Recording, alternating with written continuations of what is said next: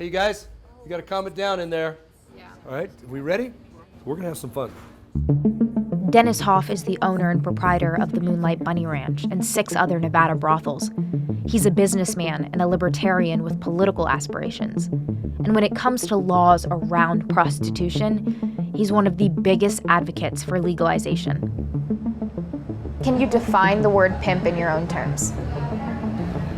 A pimp, in its simplest term, is a man that brings men or women to girls for sex.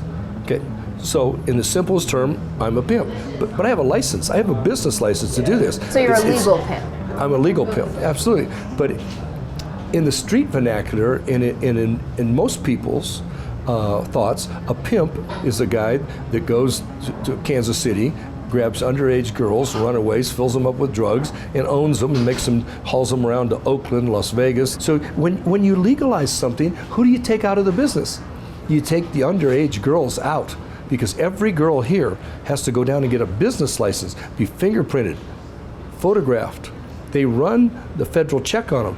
Who else can't get in the business? The pimps. This business, the prostitution business worldwide, is a dirty, disgusting, drug-ridden, exploitive, disease-ridden business till you legalize it. And when you make it legal, everything changes. The whole game changes. How many girls are applying to work for you a month? 1,000.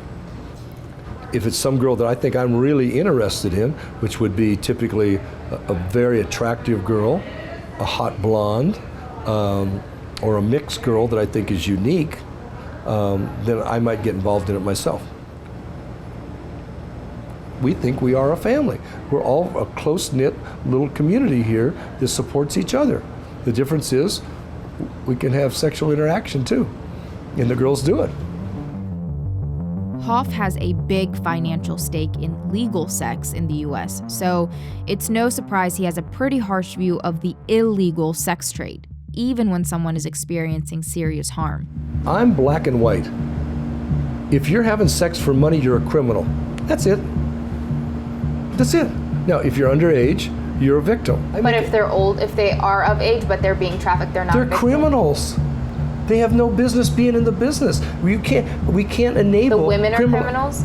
Of course they are. You're selling sex for money in America and you're not doing it legally in a brothel, you're a criminal. I mean, but there's a lot of sex workers who are doing this because they feel like they have no other choice. You would still paint them as a criminal? There's always alternatives. But if they don't have a choice? What do you mean? What do you mean have a choice? Everybody's got a choice. But if you have a pimp, or if somebody is taking the money from you, or if you're in a terrible situation. That's terrible. It's terrible. It's disgusting. But you still think they should go to jail? It depends on the circumstances. They don't have to do this. They can break those ties. Everybody knows how to call 911. Okay? They walk out of the hotel room with her and dial 911. I'm being trafficked and I need help. But what in the cases that law enforcement isn't helping them or is arresting them instead? They're helping them. You know, these sex workers that are doing things illegally have all these excuses. It's bullshit. Trust me, it's bullshit. They're criminals. They're working in a criminal activity. If they're being forced to work sexually and being sex slaves, yes, they are victims. No matter what age they are victims and they need help. I can tell you, just by the questions you're asking, you're falling into the trap. They're nonsense, and don't do it. I got it right. Trust me, I got it right.